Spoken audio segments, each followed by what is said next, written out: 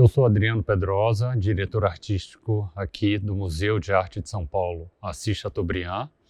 Nós estamos aqui no segundo andar do museu, em junho de 2020, no meio de uma pandemia. Estamos fechados aqui já desde março e estamos fazendo esse vídeo aqui, então, especialmente para vocês, para a gente falar um pouco desse acervo, embora o museu esteja fechado. O segundo andar do museu, do edifício, é talvez o espaço mais emblemático, mais icônico, mais importante do museu. A pinacoteca, chamada Pinacoteca aqui do segundo andar, foi concebida pela Lina Bobardi num diálogo muito próximo e intrincado, né, com o próprio edifício, com o programa do edifício. E o que caracteriza muito ela é essa ideia de leveza e transparência, né? A gente tem esse sistema tipográfico que se chama cavalete, foram introduzidos ali ao grande público em 69. Eles permaneceram instalados nessa pinacoteca, nesse andar. E depois eles foram afastados, enfim, a gestão do museu naquele momento, os curadores e diretores acharam por bem usar um outro tipo de arquitetura. Eu faço parte de uma gestão que começou a trabalhar no museu em 2014, no final de 2014, e uma das primeiras decisões que nós tomamos e comunicamos, né, foi justamente de trazer de volta esses cavaletes de vidro, né? Nós reconstruímos a galeria nesse sentido, enfim, tiramos toda aquela arquitetura temporária que existia aqui, cobrindo todas as janelas, e fizemos, junto com o escritório Metro Arquitetos, fizemos uma reconstrução dos cavaletes.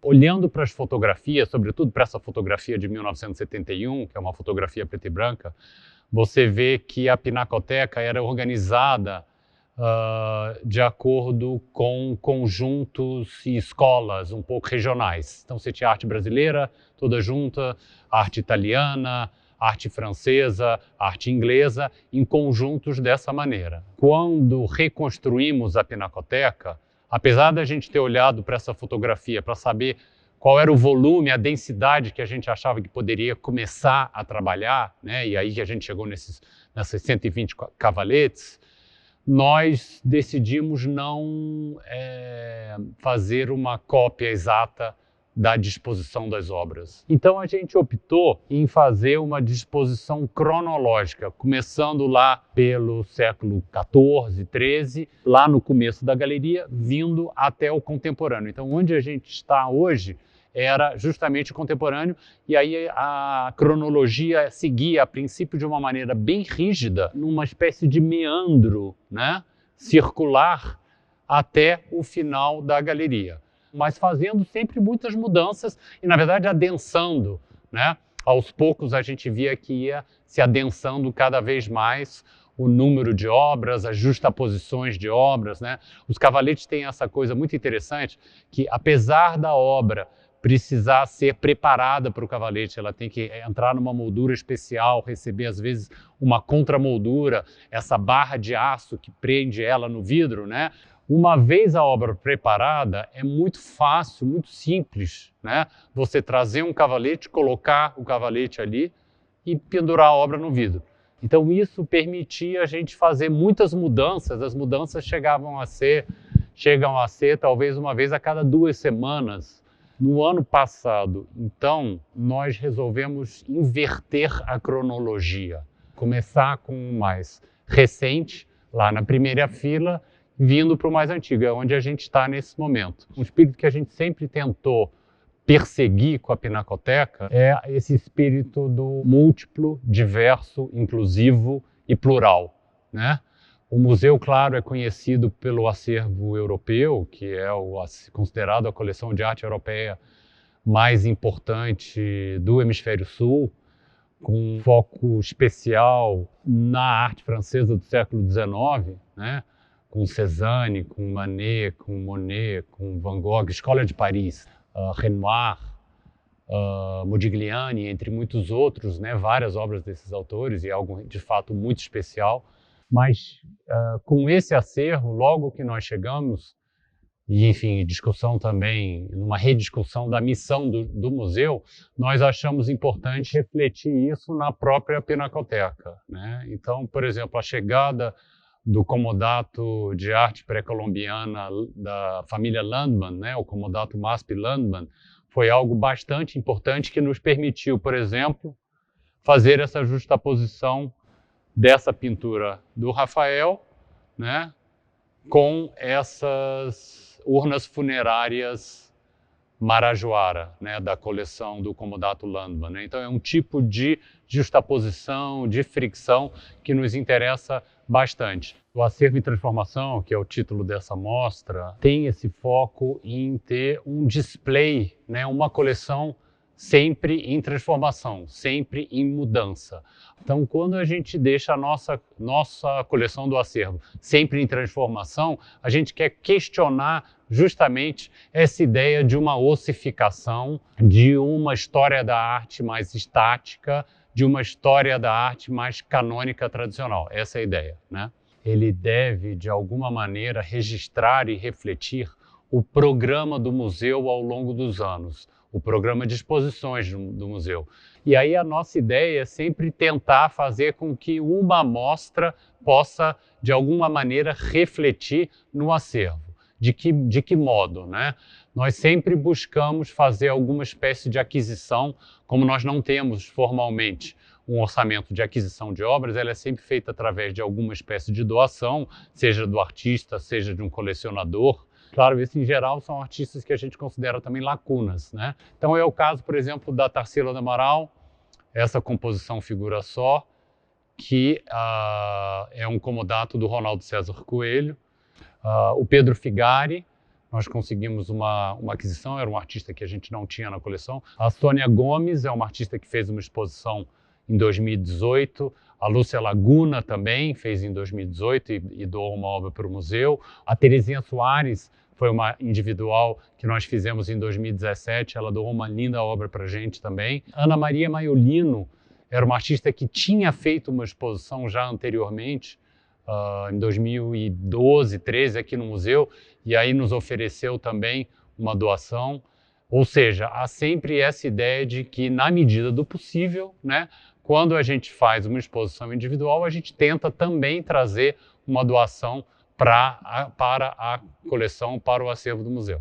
Bom, o programa do museu, o programa de exposições, atividades, e seminários, e palestras e cursos tem sido dedicado a diferentes histórias, né? Desde 2016, a gente começou organizando histórias da infância, 2017, histórias da sexualidade, 2018, histórias afroatlânticas, 2019, história das mulheres, histórias feministas, e 2020, histórias da dança. Essas histórias não são apenas um título que, enfim, dá o enquadramento de todo o ano da programação, mas elas também têm uma exposição coletiva com essa denominação. Então é interessante ver como essas várias exposições vão se refletir no acervo do museu. Então aqui, hoje, no Acervo em Transformação, você tem essas 3 obras de história da infância, Érica Verzutti, aquela escultura ali feita especialmente por ocasião de histórias da sexualidade.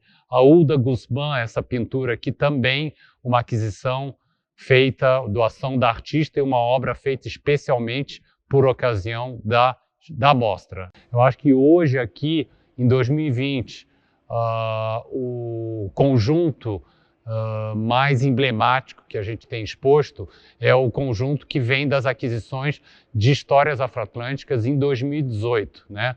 Foram mais de 40 obras adquiridas no contexto de histórias afroatlânticas e hoje a gente tem essa primeira fileira inteira dedicada, são artistas afrodescendentes e quase todos eles vieram por ocasião daquele ano de 2018, né? A gente tem o Eustáquio Neves, Melvin Edwards, Emanuel Araújo, a Rosana Paulino, também uma obra que participou dessa mostra, os 2 Dalton Paulo, Heitor dos Prazeres, Abdias do Nascimento, Rubem Valentim, Maria Auxiliadora, nós temos 4 Maria Auxiliadora no acervo.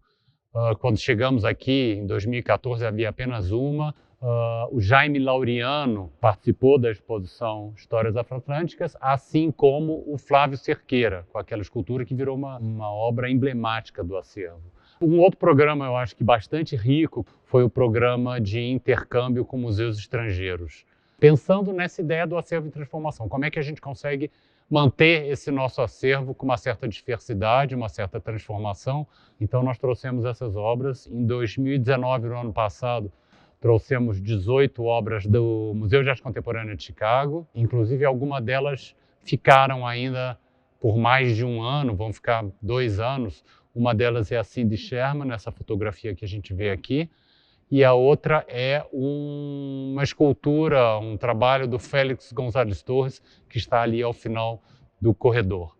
Em 2017, os Guerrilla Girls, esse coletivo de artistas americanas, fizeram uma exposição conosco aqui.